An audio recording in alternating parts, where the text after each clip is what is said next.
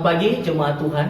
Kita bersyukur atas anugerah Tuhan bagi kita. Pada hari ini kita masuk lagi dalam hari Sabat dan kita beribadah bersama keluarga kita di rumah. Mari kita memulai ibadah ini, tetapi sebelumnya mari kita meminta pimpinan Tuhan di dalam saat teduh. Mari kita bersaat teduh.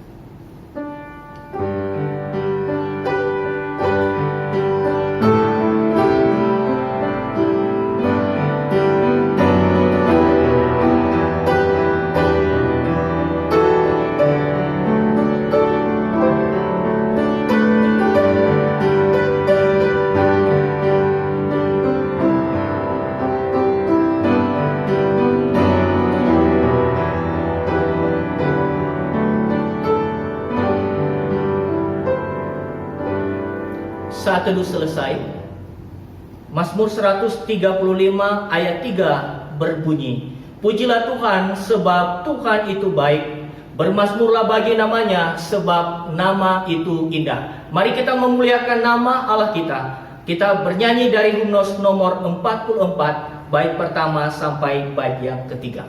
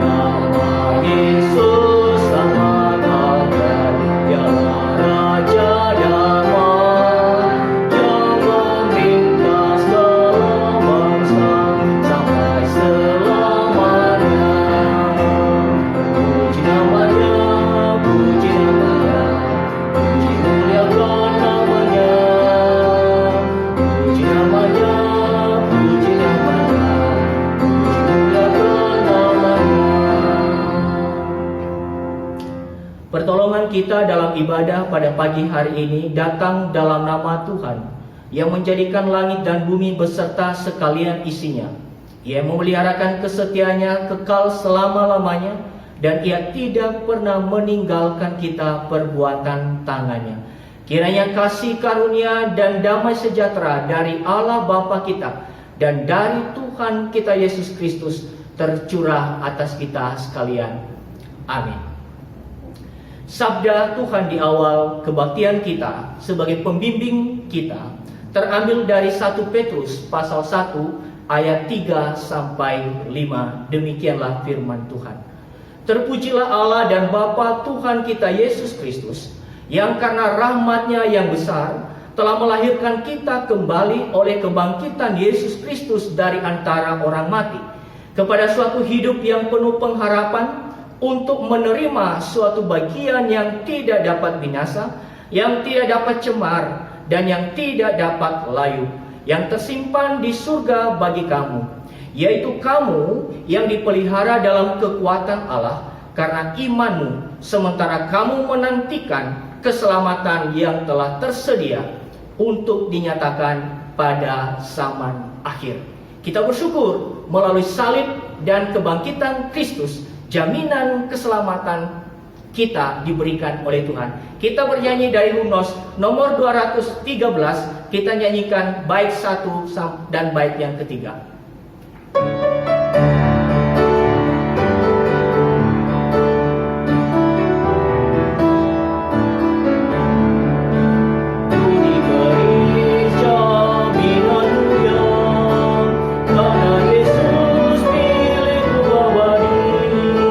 Selamat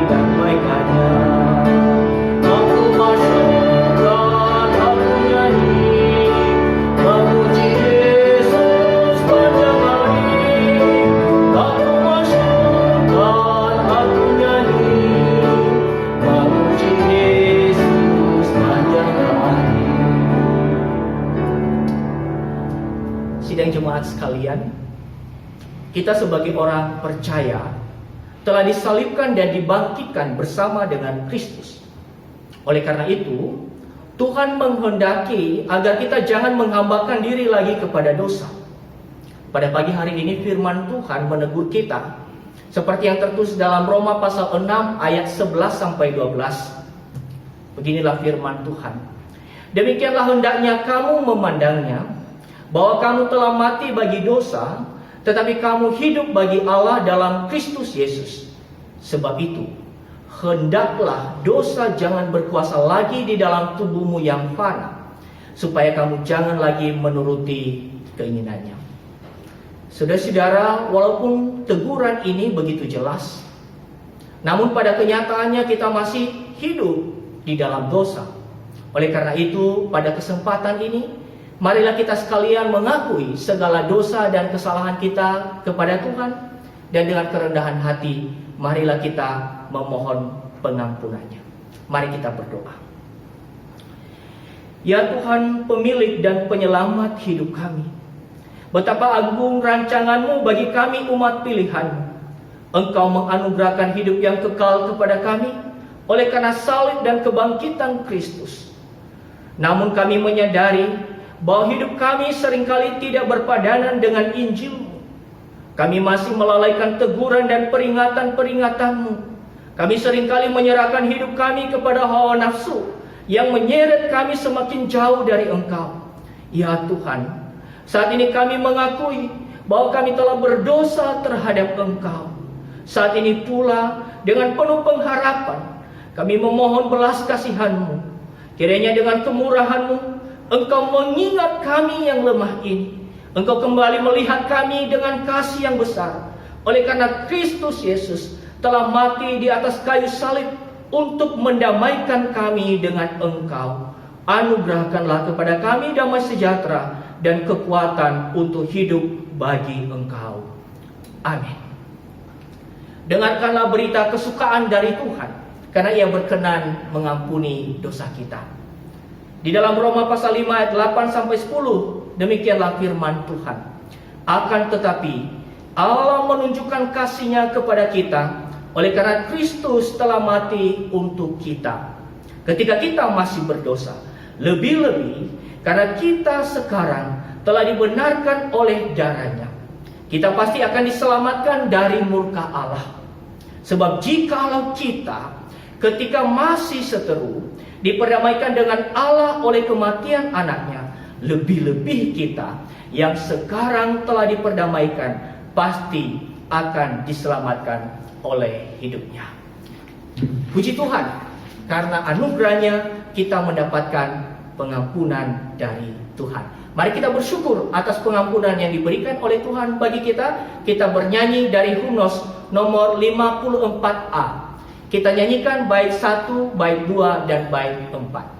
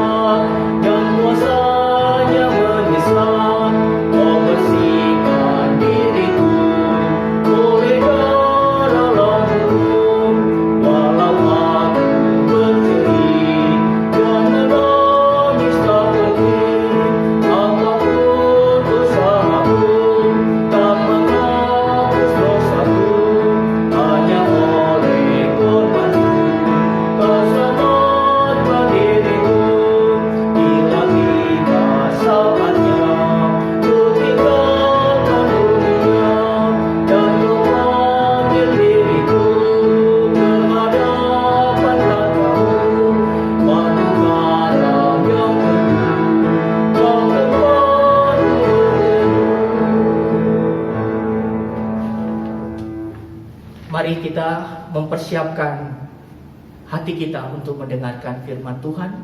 Mari kita masuk di dalam doa. Bapa Surgawi, ajarlah kami kehendak-Mu, beritahukanlah kepada kami ketetapan-ketetapan-Mu. Firman-Mu adalah kebenaran yang menyegarkan jiwa kami. Firman-Mu memberi hikmat kepada orang yang tak berpengalaman. Firman-Mu menyukakan hati dan membuat mata kami bercahaya. Oleh sebab itu ya Tuhan, kiranya Engkau mengajar kami melalui hamba-Mu yang telah mempersiapkan diri. Terangi hidup kami dan buatlah kami mengerti semua yang kami dengar. Berkati hamba-Mu yang menyampaikan firman. Kiranya Engkau perlengkapi dan Engkau memampukan dengan kuasa Roh Kudus-Mu. Di dalam nama Tuhan Yesus kami berdoa, yang telah mengajar kami berdoa demikian. Bapa kami yang di surga, dikuduskanlah nama-Mu, datanglah kerajaan-Mu, jadilah kehendak-Mu di bumi seperti di surga. Berilah kami pada hari ini makanan kami yang secukupnya, dan ampunilah kami atas segala kesalahan kami, seperti kami juga mengampuni orang yang bersalah kepada kami. Dan janganlah membawa kami ke dalam pencobaan, tetapi lepaskanlah kami daripada yang jahat. Karena Engkaulah yang punya kerajaan dan kuasa dan kemuliaan sampai selama-lamanya. Amin. Sidang jemaat sekalian, marilah kita bersama-sama mengikrarkan pengakuan iman kita seturut dengan pengakuan iman rasuli. Mari kita berkata bersama-sama demikian. Aku percaya kepada Allah, Bapa yang Maha Kuasa, Khalik langit dan bumi, dan kepada Yesus Kristus, Anaknya yang tunggal, Tuhan kita, yang dikandung daripada Roh Kudus, lahir dari anak darah Maria, yang menderita sengsara di bawah pemerintahan Pontius Pilatus, disalibkan, mati dan dikuburkan, turun ke dalam kerajaan maut. Pada hari yang ketiga, bangkit pula dari antara orang mati, naik ke surga, duduk di sebelah kanan Allah, Bapa yang Maha Kuasa, dan dari sana Ia akan datang untuk menghakimi orang yang hidup dan yang mati. Aku percaya kepada Roh Kudus, gereja yang kudus dan am, persekutuan orang kudus, pengampunan dosa, kebangkitan orang mati, dan hidup yang kekal. Amin. Sidang jemaat sekalian, tibalah saatnya kita mendengarkan firman Tuhan. Mari kita membuka Alkitab kita. Mari kita bersama-sama membaca di dalam 1 Korintus pasal 15. Kita membaca mulai ayat 12 sampai 19. 1 Korintus pasal 15, kita membaca mulai ayat 12 sampai ayat 19. Demikianlah firman Tuhan. Jadi, bila mana kami beritakan bahwa Kristus dibangkitkan dari antara orang mati, bagaimana mungkin ada di antara kamu yang mengatakan bahwa tidak ada kebangkitan orang mati? Kalau tidak ada kebangkitan orang mati, maka Kristus juga tidak dibangkitkan. Tetapi andai kata Kristus tidak dibangkitkan, maka sia-sialah pemberitaan kami dan sia-sialah juga kepercayaan kamu. Lebih daripada itu, kami ternyata berdusta terhadap Allah, karena tentang Dia kami katakan bahwa Ia telah membangkitkan Kristus, padahal Ia tidak membangkitkannya. Kalau andai kata benar bahwa orang mati tidak dibangkitkan. Sebab jika benar orang mati tidak dibangkitkan, maka Kristus juga tidak dibangkitkan. Dan jika Kristus tidak dibangkitkan, maka sia-sialah kepercayaan kamu dan kamu masih hidup dalam dosamu. Demikianlah binasa juga orang-orang yang mati dalam Kristus. Jikalau kita hanya dalam hidup ini saja menaruh pengharapan pada Kristus, maka kita adalah orang-orang yang paling malang dari segala manusia. Demikian pembacaan firman Tuhan. Berbahagialah kita sekalian yang sudah membaca firman Tuhan, yang juga berkomitmen untuk merenungkannya setiap hari, dan juga berkomitmen untuk melakukannya di dalam kehidupan kita. Hari ini tema khotbah yaitu Kristus dan pengharapan kebangkitan. Bapak, Ibu, dan saudara-saudara yang saya kasihi di dalam Tuhan, di dalam beberapa minggu terakhir ini kita memang membahas mengenai tema kebangkitan Kristus. Tetapi hari ini kebangkitan Kristus atau yang disebut dengan Paskah ini dikaitkan dengan tema pengharapan akan kebangkitan orang percaya kelak dari antara orang mati. Saudara-saudara, memang kalau kita melihat penjelasan yang begitu banyak tentang masalah kebangkitan Kristus, tentang pembahasan yang banyak tentang kebangkitan Kristus, memang kita dapatkan dari surat Paulus, yaitu kepada jemaat di Korintus di dalam pasal yang kita sudah baca ini. Menariknya Bapak, Ibu, dan saudara-saudara, ketika Paulus membahas tentang kebangkitan Kristus, maka Paulus menegaskan bahwa kebangkitan Kristus itu adalah inti Injil. Tetapi bukan hanya inti Injil, tetapi juga alasan bagi Paulus untuk terus bergiat memberitakan Injil dan melayani Tuhan yang hidup, yang sudah menyatakan diri kepadanya. Nah, saudara-saudara, ketika Paulus membahas kebangkitan Kristus itu ditempatkannya pada Injil keselamatan, seperti yang kita bisa baca misalkan di dalam pasal 15 ayat 2 sampai ayat yang keempat. Pembeberan akan fakta kebangkitan memiliki porsi yang layak untuk diungkapkan pada bagian awal di dalam pasal 15 ini. Sebenarnya Bapak, Ibu, dan saudara-saudara, bila kita memperhatikan pasal 15 ayat 1 dan 2, Paulus sebetulnya sudah menandaskan atau sudah memberikan pengantar tentang makna kebangkitan Kristus. Jadi walaupun terkesan di dalam perikop pertama ayat 1 sampai ayat 11 terkesan Paulus hanya membeberkan akan fakta kebangkitan, fakta historis kebangkitan yang sudah pernah terjadi dalam sejarah yang tidak bisa dibantah oleh siapapun, tetapi juga Paulus sekaligus menandaskan dan memberikan penjelasan bahwa fakta sejarah itu juga punya makna teologi. Tetapi bukan hanya punya makna teologi, tetapi juga berdampak di dalam kehidupan orang percaya. Perhatikan baik-baik Bapak Ibu, di dalam pasal 15 ayat 1 dan 2, itu sangat jelas Paulus menegaskan bahwa kebangkitan Kristus itu ada kaitannya langsung dengan Injil atau yang disebut dengan inti Injil itu sendiri. Oleh Injil itu kamu diselamatkan. Jadi Bapak, Ibu, dan saudara-saudara, ketika Paulus menjelaskan tentang fakta kebangkitan, maka Paulus sekaligus juga menyatakan bahwa kebangkitan Kristus itu menjadi keselamatan bagi orang percaya.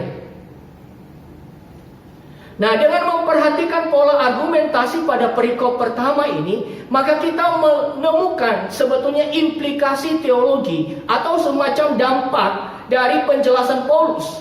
Dapat kita ringkaskan dengan mengatakan begini: keselamatan yang dimiliki oleh orang percaya memiliki dasar yang kokoh, dan bukan hanya dasar yang kokoh, tetapi juga memiliki jaminan yang teguh karena kuasa kebangkitan Kristus. Dengan demikian kita bisa katakan bahwa kebangkitan Kristus sebagai inti Injil dan sebagai dasar iman serta pemberitaan Kristen.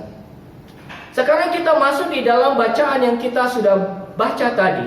Di dalam perikop pasal 15 ayat 12 sampai 19.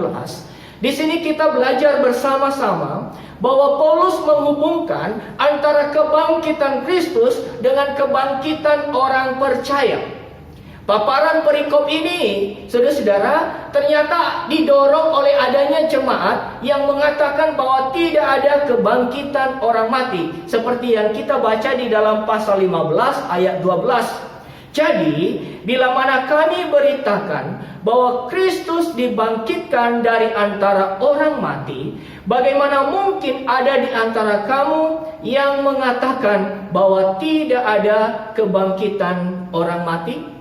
Jadi kita lihat di sini bahwa sebetulnya Paulus dan beberapa rekan rasul lainnya sudah memberitakan Injil dengan menegaskan tentang kebangkitan Kristus. Dan bukan hanya itu, jemaat di Korintus sendiri pun juga percaya kepada berita Injil itu. Hanya saja Bapak Ibu, menurut keterangan Paulus dalam ayat 12 ini, ternyata ditemukan di antara jemaat yang akhirnya mengatakan bahwa tidak ada kebangkitan orang mati. Nah, berangkat dari persoalan ini, maka Paulus kembali memberikan penegasan dan penjelasan tentang kebangkitan Kristus. Dan bukan hanya lagi menjelaskan tentang fakta atau makna teologinya, tapi sekarang secara spesifik Paulus menjelaskan kebangkitan Kristus dalam hubungannya dengan kebangkitan orang mati. Nah, kebangkitan orang mati yang dimaksud di sini memang ada satu penafsir yang cukup jeli dan memberikan spesifikasi pengertiannya untuk memberikan kepada kita pemahaman bahwa pergumulan yang sedang dijelaskan oleh Paulus apa. Paulus sebetulnya sedang menjelaskan bahwa kebangkitan orang mati yang dimaksud itu sedang menandaskan tentang kebangkitan orang percaya. Dan orang percaya yang dimaksud itu adalah mereka yang memiliki pengharapan di dalam Kristus Yesus. Nah, oleh karena itu saudara-saudara, kemungkinan besar orang-orang yang tidak percaya pada kebangkitan ini, mereka menganggap bahwa kemungkinan orang mati mungkin bisa bangkit secara spiritual saja. Tetapi ini juga bertolak belakang dengan kebangkitan Kristus, karena sungguhnya Kristus bangkit secara fisik. Apa buktinya? Kristus seringkali menampakkan diri kepada banyak orang, kepada murid-muridnya, saudara-saudara.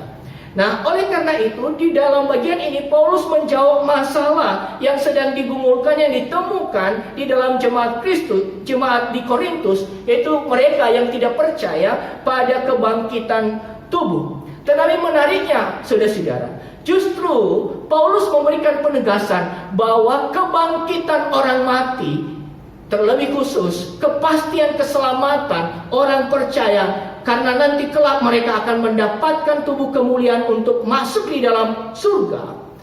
Maka Paulus memberikan penegasan, dan ini taruhannya luar biasa, saudara. Mari kita lihat pasal 15 ayat 13. Paulus mengatakan, kalau tidak ada kebangkitan orang mati, maka Kristus juga tidak dibangkitkan. Nah, kalau kita membaca secara sepintas, Bapak Ibu, seakan-akan Paulus mempertaruhkan nilai kebangkitan Kristus itu dengan kebenaran, dengan kepastian adanya kebangkitan orang mati. Nah, seharusnya apa, Bapak Ibu? Seharusnya kalau yang kita pahami selama ini, oleh karena Kristus bangkit, maka ada kebangkitan orang mati. Tapi sekarang, Bapak Ibu, Paulus memutar argumentasinya dan memberikan penegasan bahwa kalau orang mati tidak dibangkitkan, ya, kalau tidak ada kebangkitan orang mati, maka Kristus juga tidak dibangkitkan. Apa maksudnya, Bapak Ibu? Seakan-akan Paulus kok klin-plan begitu ya. Tetapi di sini Paulus sebetulnya sedang memberikan penegasan yang benar tentang apa? Kepastian keselamatan, kepastian kemuliaan, kepastian kebahagiaan, kepastian sukacita orang percaya yang masuk di dalam hadirat Tuhan. Nah, saudara-saudara, oleh karena itu, ketika Paulus berani mempertaruhkan ini di dalam pasal 15 ayat 13 tadi, ini sebetulnya untuk meyakinkan jemaat di Korintus dan juga untuk meyakinkan kita sekalian bahwa ada kebangkitan orang mati. Nah, kemudian saudara-saudara, formula yang dipakai oleh Paulus kemudian diteruskan dengan apa? Jika Kristus tidak dibangkitkan. Jadi memang pergumulan yang dijawab tadi itu adalah tentang kebangkitan orang mati. Tetapi porsi yang banyak dalam pembahasan Paulus kita temukan di dalam pembahasan mengenai kebangkitan Kristus. Oleh karena itu, ini juga membuktikan bagi kita bahwa pernyataan Paulus di dalam ayat 13 tadi itu tidak berdiri sendiri. Ya. Itu bukan kontras dengan pernyataan-pernyataan Paulus di bagian lain ataupun juga di dalam pasal yang sama. Maksud di dalam pasal 15 ayat 13 hanya menandaskan kepada kita tentang kepastian kebangkitan orang mati. Nah, apa yang menjadi fokus perhatian Paulus sebetulnya adalah kebangkitan Kristus itu sendiri. Maka ketika Paulus mengajarkan tentang kebangkitan Kristus, maka ada beberapa hal yang diungkapkan di sini dengan pengandaian negatif. Pengandaian negatif itu dengan ungkapan jika Kristus tidak dibangkitkan. Ada 5 hal yang kita bisa lihat secara cepat. Jika Kristus tidak dibangkitkan, mulai ayat 14. Saudara-saudara, jika Kristus tidak dibangkitkan, maka sia-sia pemberitaan Injil dan sia-sia kepercayaan jemaat kepada Kristus. Itu satu. Yang kedua, jika Kristus tidak dibangkitkan, maka para pemberita Injil bisa dikatakan berdusta. Itu yang dikatakan di dalam pasal 15 ayat 15. Jika Kristus tidak dibangkitkan, hal yang ketiga, sebagai konsekuensi dari kesia-siaan percaya jemaat pada waktu itu, maka jemaat masih hidup di dalam dosa.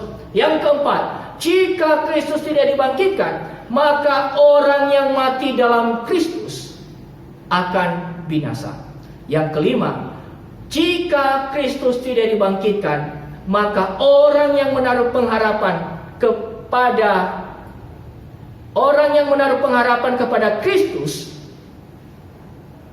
maka bisa disebut sebagai orang yang mengalami kemalangan. Nah, berdasarkan 5 hal yang saya sudah jelaskan tadi ini, yang saya sudah uraikan ini, maka ada 3 pelajaran yang akan kita pelajari hari ini.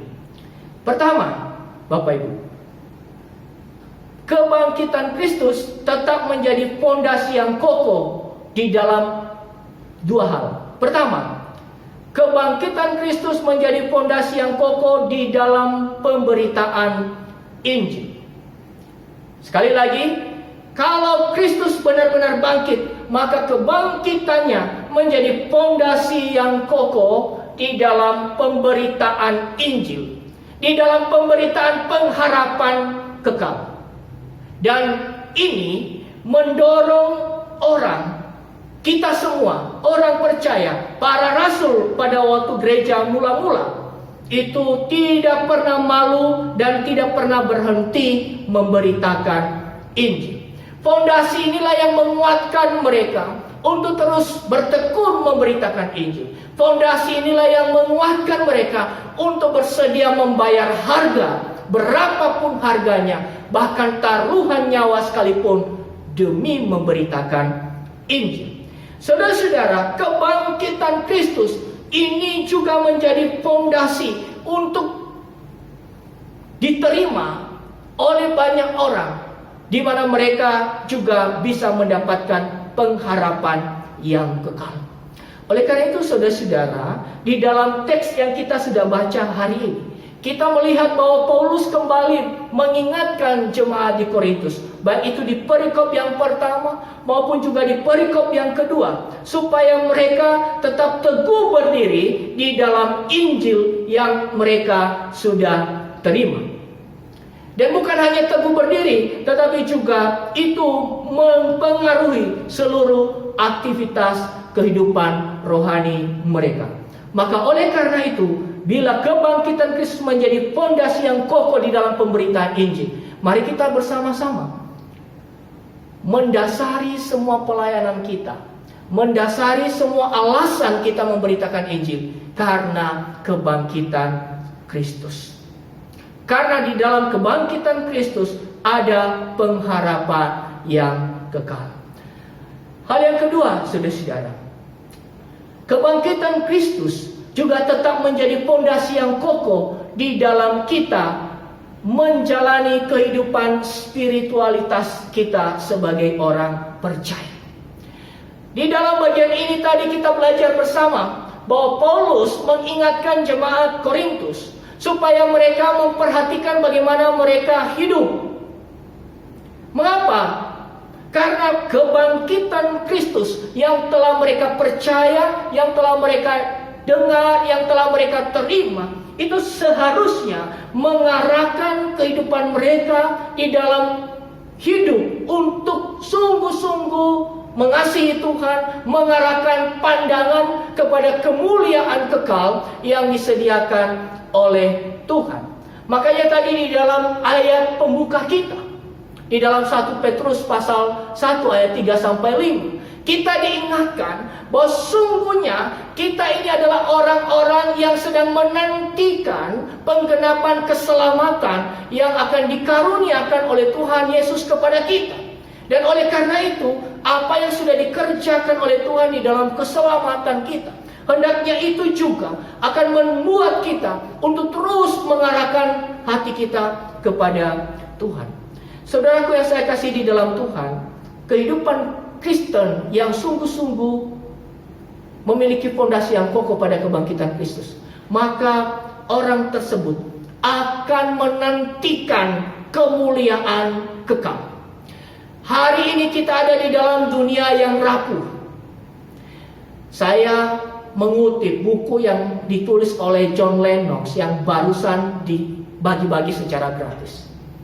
John Lennox mengatakan bahwa ketika kita takut terhadap coronavirus, maka itu mengingatkan kita betapa rapuhnya kita. Dan kalau itu mengingatkan kita betapa rapuhnya kita, saudara-saudara, maka tidak ada pengharapan yang menjadi suatu hal yang kita andalkan di dalam dunia ini. Kita bersyukur sebagai orang percaya sebetulnya bahwa di tengah-tengah kerapuhan kita sedang menantikan kemuliaan kekal. Mengapa kita bisa menantikan kemuliaan kekal? Karena Kristus sudah bangkit. Kalau Kristus tidak bangkit, saudara-saudara, maka kita mustahil menantikan kemuliaan kekal. Ya, memang dalam agama-agama bisa ada bicara tentang misalkan akhir zaman, ada kemuliaan surga. Tetapi agama-agama yang tidak percaya kepada Kristus itu hanya sedang bermimpi. Bapak Ibu pernah bermimpi ya? Kalau Bapak Ibu pernah bermimpi ya, oh rasanya aku ingin hidup di istana. Aku kepingin hidup di taman yang indah. Aku kepingin hidup di tempat yang mewah. Itu hanya angan-angan Bapak Ibu. Ya, mungkin Bapak Ibu yang sudah pernah berangan-angan itu sudah umur, misalkan sudah umur 40 tahun sekarang, 40 tahun bermimpi, sudah pernah kesampaian? Wah, sampai sekarang belum. Ya kan? Nah, Bapak Ibu, itu bermimpi. Orang-orang tidak percaya kepada Kristus hanya bermimpi akan kemuliaan surga, hanya bermimpi keindahan di dalam pertemuan dengan Tuhan. Tetapi puji Tuhan, kita yang memiliki keyakinan yang teguh di dalam Injil, kita yang sudah diselamatkan oleh Kristus, Bapak Ibu, itu tidak sedang bermimpi. Karena ada kepastian, Kristus bangkit. Dan bukan hanya Kristus bangkit, Dia naik ke surga. Makanya penulis surat Ibrani mengatakan Kristus itu adalah perintis bagi kita. Jadi sungguhnya kita ini adalah orang-orang yang paling beruntung, saudara-saudara. Kita memiliki fondasi yang kokoh di tengah-tengah kegalauan, ketakutan, dan kita saat ini diingatkan betapa rapuhnya kita. Tetapi di dalam kerapuhan itu, berita Injil menegaskan kepada kita bahwa ada kemuliaan besar yang akan kita terima kelak bersama dengan Kristus. Oleh karena itu Bapak Ibu dan saudara-saudara, karena dunia ini bukanlah tempat yang aman bagi kita. Dunia ini bukanlah tempat di mana kita menyandarkan pengharapan yang sungguh-sungguh, yang sejati. Maka oleh karena itu, ketika kita diingatkan akan kerapuhan kita, saat ini marilah kita mulai untuk hidup bukan lagi ala kadarnya. Saya kembali mengutip John Lennox di dalam aplikasi bukunya, dan ia mengatakan bahwa sungguhnya banyak orang Kristen selama ini, dan bahkan semua orang umat beragama selama ini, hidup ala kadarnya. Mereka tidak tahu bahwa hidup mereka itu adalah penuh kerapuhan. Bangun pagi, ya doa sebentar. Doanya pun juga adalah doa hafalan. Tidak ada kesungguh-sungguhan, tidak ada pertaruhan hidup kepada Dia yang adalah Tuhan kita. Tetapi ketika saat ini kita diingatkan tentang kerapuhan kita, bukan hanya kerapuhan itu yang mengingatkan kita pada kemuliaan kekal. Kita bersuka cita, kita menantikan kemuliaan kekal. Tapi hari ini pun juga kita ada fondasi untuk terus berharap kepada Tuhan, mempertaruhkan seluruh hidup kita yang penuh kerapuhan itu di dalam tangan Tuhan. Itu aplikasi yang sangat serius di dalam hidup kita, karena kita memiliki fondasi yang kokoh, yaitu kebangkitan Kristus. Hal yang kedua, Bapak, Ibu, dan saudara-saudara, kebangkitan Kristus juga menjamin keselamatan orang percaya, sehingga tetap memiliki pengharapan yang melampaui apa yang bisa diraih di dunia ini. Dengan adanya kebangkitan Kristus, kita pun juga akan memiliki jaminan keselamatan. Jaminan keselamatan, dan itu akan mendorong kita untuk memiliki pengharapan. Pengharapan apa? Bukan pengharapan kekinian, tetapi pengharapan yang melampaui kesementaraan. Pengharapan yang melampaui apa yang kita lihat di dunia ini. Sekali lagi, saudara-saudara, kebangkitan Kristus itu mengingatkan kita tentang jaminan keselamatan melampaui realita yang kita bisa lihat di dunia ini. Itulah sebabnya di dalam perikop yang kita baca tadi juga, Paulus menegaskan kepada kita bahwa iman kepercayaan kita kepada Kristus itu adalah suatu hal yang sangat penting. Kalau ditanya, Bapak Ibu, mengapa percaya kepada Kristus? Mengapa menaruh pengharapan kepada Kristus? Banyak alasannya. Tetapi alasan yang alkitabiah yang ditegaskan oleh Paulus, karena kita percaya pada berita Injil. Dan karena kita ingin diselamatkan oleh Kristus. Saudara-saudara yang saya kasih di dalam Tuhan, kadang kebangkitan Kristus akhirnya didistorsi, dikurangi nilainya, diturunkan harganya pada level-level yang sangat sementara. Saudara-saudara, betapa kita juga selama ini menempatkan pengharapan kita kepada kebangkitan Kristus, tapi kita hanya mengharapkan hal-hal yang sementara.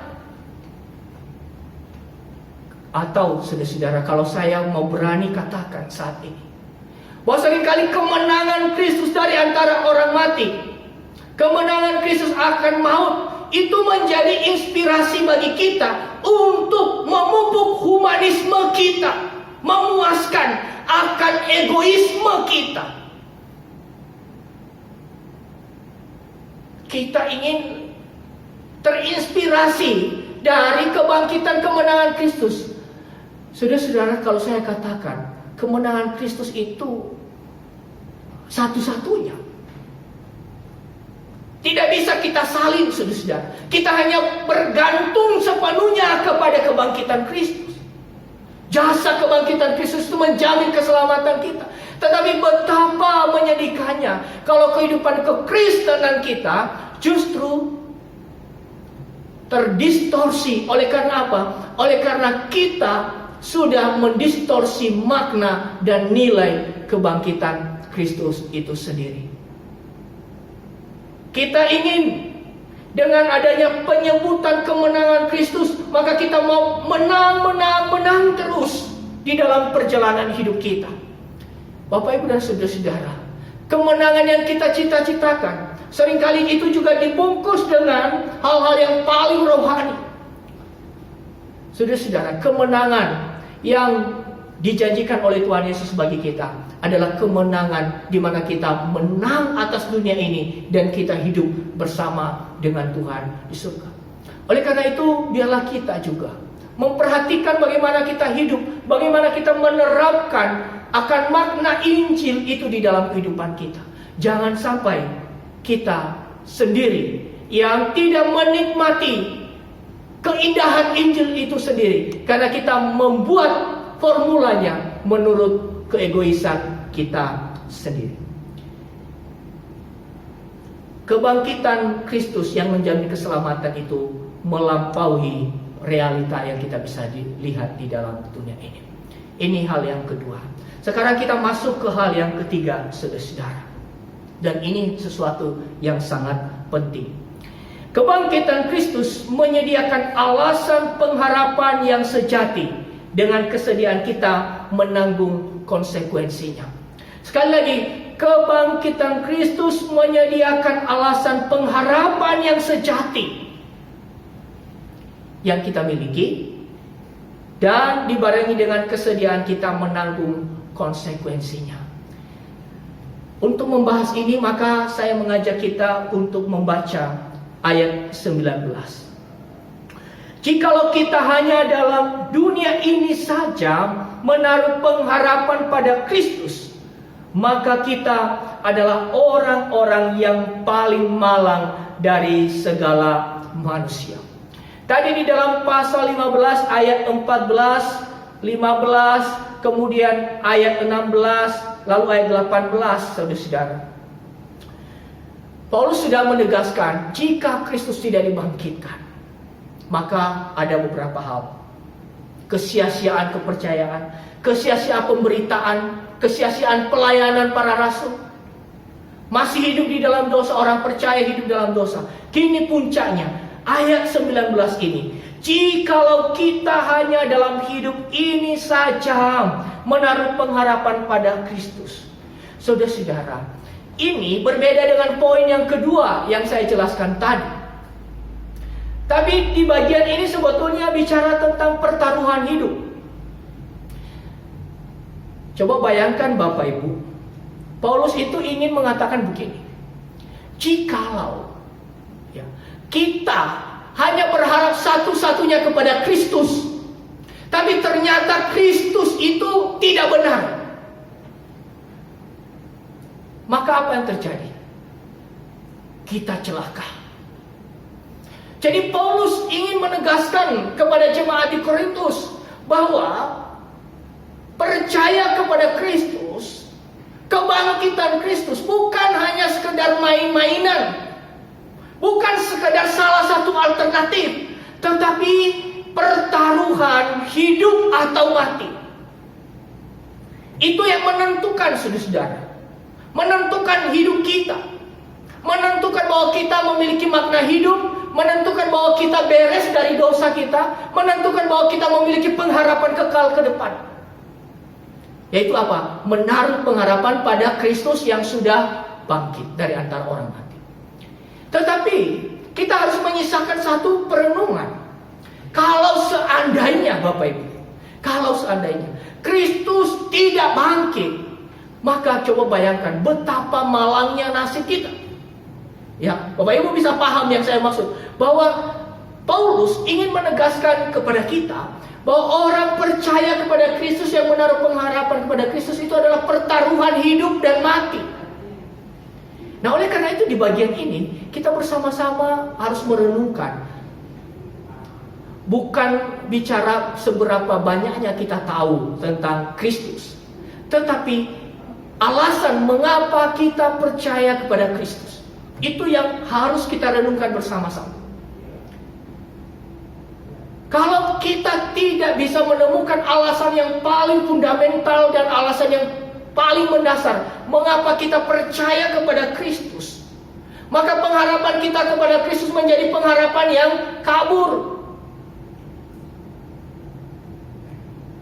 Saudara-saudara, kalau kita sudah menaruh pengharapan kepada Kristus, maka segala konsekuensinya juga kita bersedia membayar.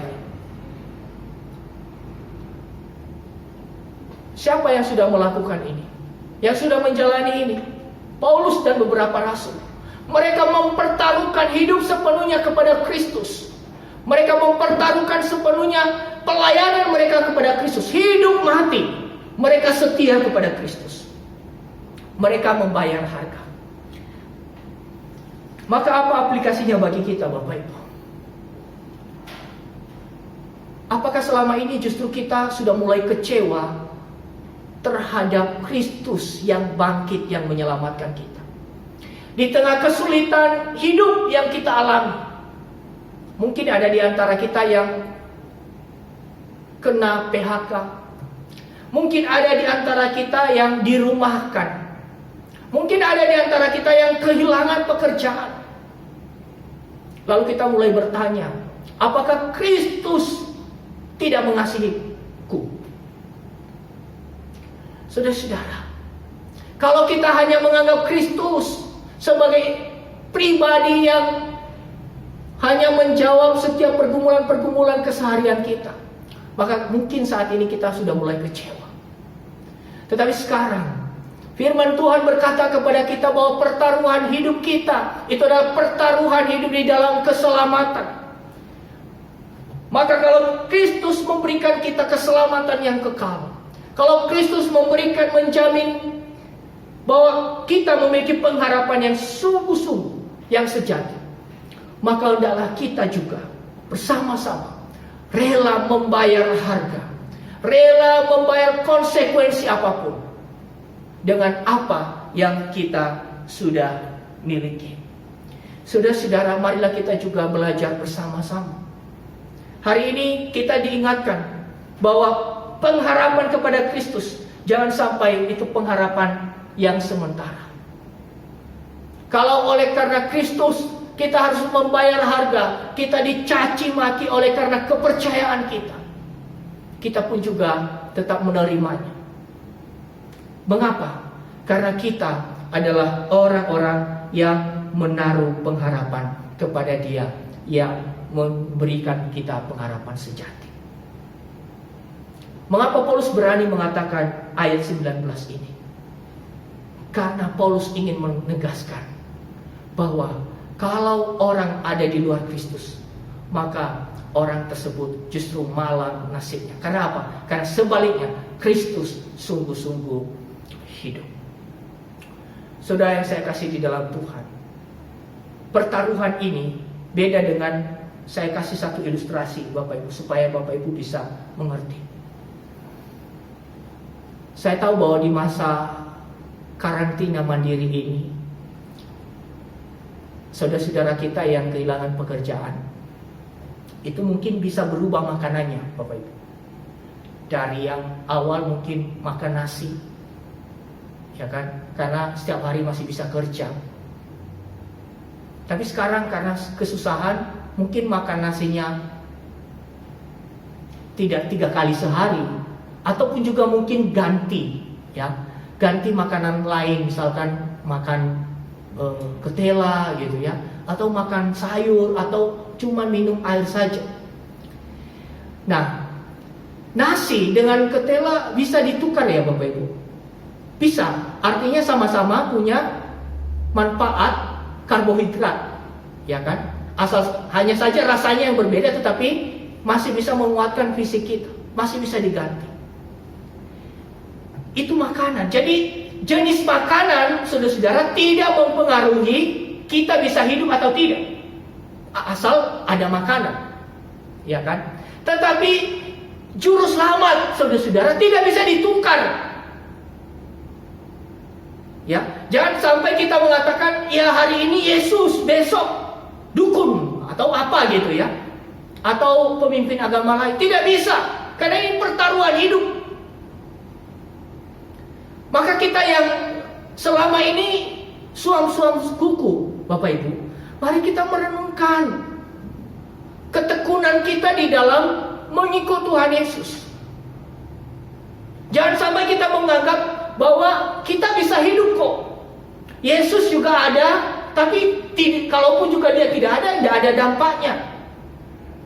Sama seperti tadi yang saya katakan, kalau nasi dengan ketela bisa ditukar, kita bisa hidup.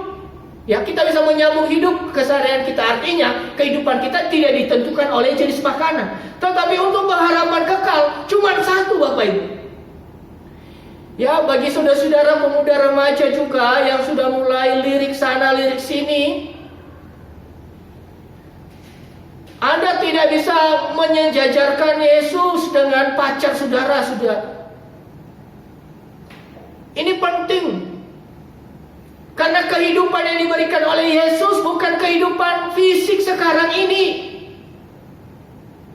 tetapi kehidupan kekal, saudara-saudara. Apa itu kehidupan kekal? Bukan surganya, otomatis surganya, tapi kehidupan di dalam persekutuan dengan Tuhan.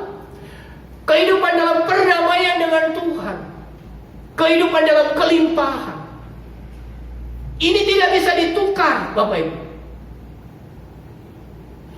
Sama, nyawa kita tidak bisa ditukar ya. Ada orang yang guyon ya. Suatu saat itu ada anak remaja saya itu gonceng saya di sepeda motor. Nah, orangnya panas-panas, saudara. Waktu saya masih pelayanan di Surabaya. Waduh, kalau dia nyetir motor itu jalip, ya tidak mau peduli. Lalu saya katakan, Mas, nyawa saya cuma satu, tidak ada yang lain, tidak bisa ditukar. Juga bapak saya gak bisa terima kamu kalau misalkan saya hilang. Tidak bisa, gak bisa ditukar. Nah, itu sama dengan juru selamat, saudara. Tidak bisa ditukar. Maka dua hal penting ini sekarang. Kalau kita sungguh-sungguh berharap kepada Kristus Yesus, maka kita berani membayar harga. Yang kedua, kalau kita sudah sungguh-sungguh berharap pada Kristus Yesus, maka itu adalah pengharapan yang sungguh-sungguh, pengharapan yang teguh. Kita tidak hanya menantikan kebangkitan orang mati, tetapi keputusan kita sekarang percaya kepada Dia, itu adalah sesuatu yang sangat penting. Karena itu menentukan bagaimana kita memuliakan Dia di sepanjang hidup kita, dan juga bagaimana kita hidup taat sepenuhnya kepada Tuhan. Jadi hari ini, saudara-saudara, kita belajar bersama bahwa kebangkitan Kristus itu menjamin keselamatan kita. Maka ada tiga hal tadi yang saya sudah katakan. Kebangkitan Kristus menjadi fondasi pemberitaan Injil dan fondasi kehidupan spiritualitas kita.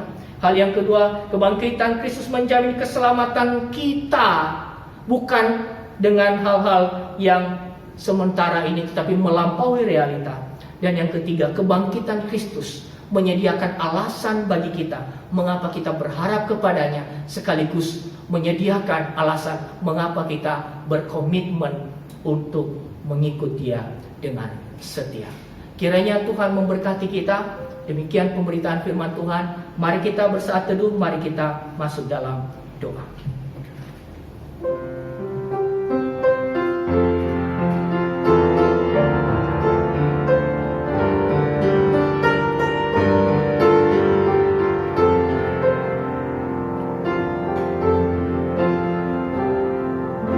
Bapa dalam surga, terima kasih karena kami sudah mendengarkan firman-Mu. Bapa, kiranya Engkau boleh menolong kami supaya kami sungguh-sungguh memaknai kebangkitan Kristus dalam hidup kami. Jangan sampai ya Tuhan, kami menyerahkan hidup kami kepada dosa dan kebiasaan lama kami. Jangan sampai juga kami menaruh pengharapan hanya pada hal-hal yang sementara. Tuhan, tolong kami supaya kami teguh berdiri di dalam kebenaran firman, dan kami setia mengikut Engkau sepanjang hidup kami. Terima kasih atas firman yang kami sudah dengar. Kiranya Engkau memampukan kami untuk melakukannya di dalam kehidupan kami. Di dalam nama Tuhan Yesus kami sudah berdoa. Amin.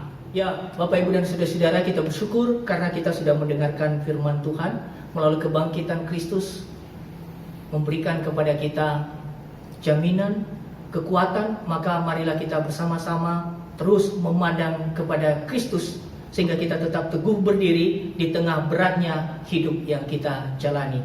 Kita nyanyikan hymnos nomor 255, bait 1 dan 2, Ku Pandang Yesus. Ingin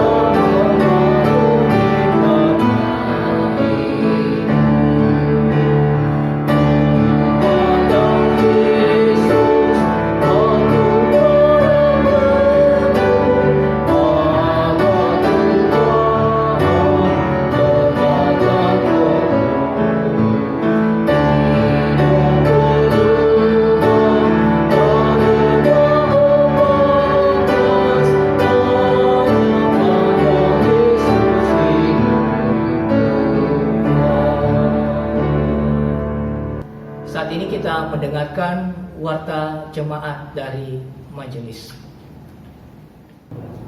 Warta lisan Minggu tanggal 10 Mei 2020. Dalam rangka mendukung upaya pemerintah untuk menghambat perluasan pandemi COVID-19, maka yang pertama, kebaktian umum tanggal 17 Mei sementara tetap dilaksanakan secara online.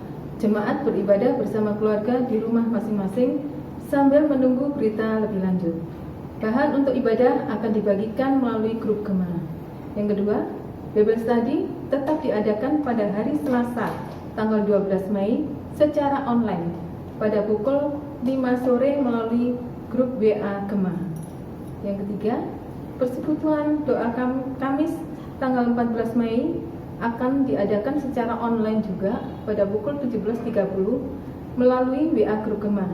Mohon jemaat mengikuti di WA grup. Selanjutnya, jemaat dihimbau untuk tetap menjaga kesehatan dan terus berdoa dengan kerendahan hati, memohon pertolongan Tuhan di dalam menghadapi situasi sulit seperti ini, agar iman kita tetap dikuatkan. Dan bagi jemaat yang ingin menyampaikan persembahan atau perpuluhan, segera dapat ditransfer melalui rekening gereja BCA 0111969654 atas nama Junior TW atau Werdi Haswari Kusumastuti. Atau bagi Bapak Ibu Saudara yang tidak sempat mentransfer, bisa disimpan di dalam amplop dan dimasukkan ke kantong persembahan gereja pada saat peribadatan sudah normal kembali. Sekian warta lisan, Tuhan Yesus memberkati. Baik, mari kita masuk dalam doa syafaat. Bapa dalam surga, terima kasih Engkau sudah memimpin ibadah kami hari ini. Kami dengan sukacita beribadah bersama keluarga kami. Kami boleh mengikuti rangkaian ibadah ini dengan penuh perhatian, karena kami sangat haus akan Engkau dan kami sangat haus akan kebenaran. Kami ingin ya Tuhan bersekutu dengan Engkau. Maka kami bersyukur Engkau menyediakan waktu bagi kami, dan bahkan Engkau memperkenankan kami untuk mendengarkan firman-Mu. Saat ini kami mau menyerahkan dalam tangan-Mu ya Tuhan seluruh kehidupan kami, jemaat-Mu ini ya Tuhan. Bapa, kiranya Engkau berkenan menolong kami, memberkati kami di tengah-tengah situasi yang sulit ini. Engkau menguatkan iman kami, Engkau menuntun kami, Engkau menganugerahkan kami hikmat supaya kami boleh bertindak dengan tepat. Tuhan, peliharakan hidup kami, peliharakanlah iman kami, supaya kami tetap teguh dan mengasihi Engkau dengan setia. Tuhan, di dalam kesulitan-kesulitan yang kami hadapi, kiranya Engkau ya Tuhan memberikan kami jalan keluar. Tuhan, Engkau juga yang boleh memuaskan hidup kami dengan kehadiran-Mu menuntun tangan kami. Bapa, kiranya Engkau sendiri yang boleh mencukupkan kebutuhan kami hari lepas hari. Kami berdoa untuk gereja kami ya Tuhan. Meskipun saat ini kami tidak bisa berkumpul secara bersama-sama seperti biasa, tetapi ya Tuhan, kami adalah satu keluarga di dalam Tuhan. Oleh karena itu kiranya juga Engkau memampukan kami untuk saling mengasihi satu dengan lainnya. Engkau memampukan kami untuk saling memperhatikan, terlebih di dalam kondisi yang sulit ini. Kiranya Engkau boleh menggerakkan kami untuk saling mendoakan satu dengan lain, juga untuk saling berbagi kasih satu dengan lain, karena itu adalah wujud bahwa kami adalah keluarga besar yang dibangun di dalam kasih Tuhan Yesus. Bapa, banyak di antara juga jemaat-Mu yang kesulitan, dan kiranya kami sebagai saudara boleh memberikan perhatian. Engkau mampukan kami ya Tuhan untuk mengasihi mereka. Tuhan, kiranya kami pun juga saling menguatkan satu dengan yang lain melalui media yang ada. Kami pun juga bisa berbagi pergumulan melalui WA group yang sudah ada, berbagi pokok doa, sehingga kami boleh saling mendoakan satu dengan lainnya ya Tuhan. Bapa, kami berdoa juga untuk pekerjaan kami. Kiranya Engkau ya Tuhan yang boleh memampukan kami untuk bisa bekerja, bagi kami yang masih bisa bekerja saat ini. Tetapi Tuhan, kiranya Engkau yang terus juga membuat kami untuk sungguh-sungguh berharap pada pertolongan Tuhan. Bapa, saat ini kami berdoa untuk kondisi dunia yang sedang dilanda oleh pandemi virus corona ini. Bapa, begitu banyak orang yang menjadi korban, begitu banyak orang yang dirawat di rumah sakit. Tuhan, kiranya mereka yang saat ini sedang dirawat, Engkau hiburkan mereka, Engkau kuatkan mereka, Engkau berikan mereka kesembuhan. Para tenaga medis kiranya Engkau juga perlengkapi, supaya mereka terus bekerja dengan hikmat dari Tuhan. Bapa, mereka yang terus bersentuhan dengan para pasien, kiranya juga Engkau menolong supaya imunitas tubuh mereka pun juga tetap terjaga, dan mereka tetap bisa memberikan pelayanan yang maksimal kepada para pasien. Tuhan, kami berdoa untuk pemerintah kami yang juga terus berupaya untuk menangani virus corona ini. Kiranya kebijakan-kebijakan yang diambil itu adalah kebijakan yang tepat, dan warga masyarakat bisa memberikan dukungan dengan ketaatan mereka pada aturan yang sudah diberikan oleh pemerintah kami. Bapa, akhirnya kami menyerahkan dalam tangan-Mu untuk kehidupan kami di dalam kami memasuki minggu yang baru. Kami memohon kemurahan Tuhan, berkat Tuhan tetap menyertai kami. Terpujilah Engkau Bapa di dalam surga. Di dalam nama Tuhan Yesus kami sudah berdoa. Amin. Baik Bapak Ibu, oleh karena Kristus sudah bangkit dan menganugerahkan keselamatan bagi kita, maka saat ini kita memiliki kekuatan karena sauh pengharapan kita telah dilabuhkan di belakang tabir oleh karena kematian Tuhan Yesus. Maka walaupun ombak menderu dengan keras, kita tetap memandang kepada salib Tuhan. Kita bernyanyi dari Hymnos nomor 200, kita nyanyikan bait pertama, Surga Tempat Perhentian.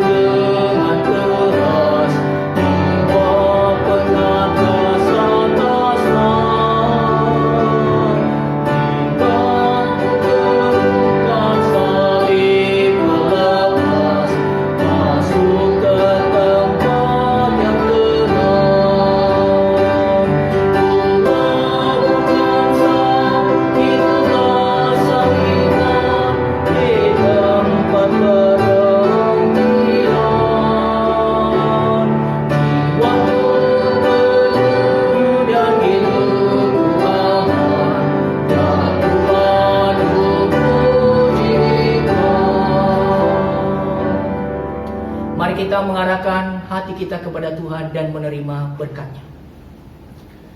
Kiranya kasih karunia dari Tuhan Yesus dan kasih Allah Bapa, persekutuan Roh Kudus menyertai kita sekalian mulai saat ini sampai selama-lamanya. Amin.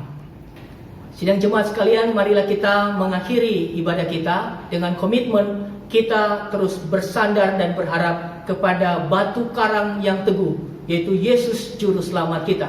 Kita bernyanyi dari Hymnos nomor 203, bait pertama, Di Atas Yesus Karangku.